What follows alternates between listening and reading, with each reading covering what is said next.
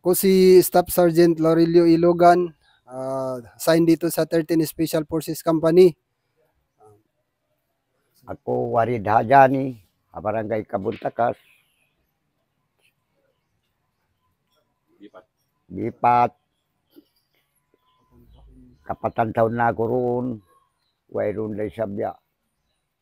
Nagkwadong mga isip. Hapagtabang kamo. Na magsukul ako, nakaig sila. Wayroon day sab mga kiakwanan sila. Hapagtabang na mo. Nain kami sa buhay roon day sab.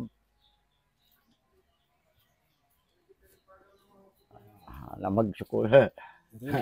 So, sabi ni Commander Bipat Hajani, siya ay 40 years na naninirahan sa Kabuntakas at nangyari yung nagsilikas sila na almost 2 years na nagtiis na hindi sila nakabalik sa kanilang lugar.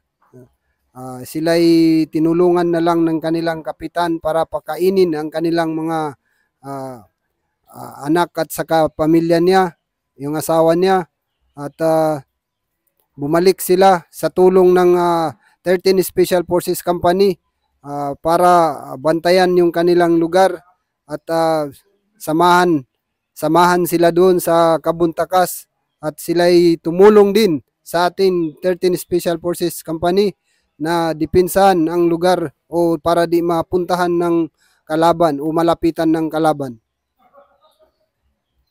Sige, itanong mo siya kung handang-handa ba siya magsilbi sa kaniyang barangay. Commander Hajani,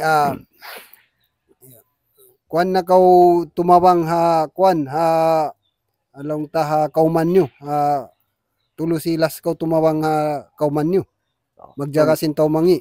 Tulo sila si pagtabang ko ini, barangay captain, pasal maliso kami, masud, ikaw man na mo, mabaya kami si Masanyang, Rayat, sin barangay Kabuntakas, Haduli, Hajan.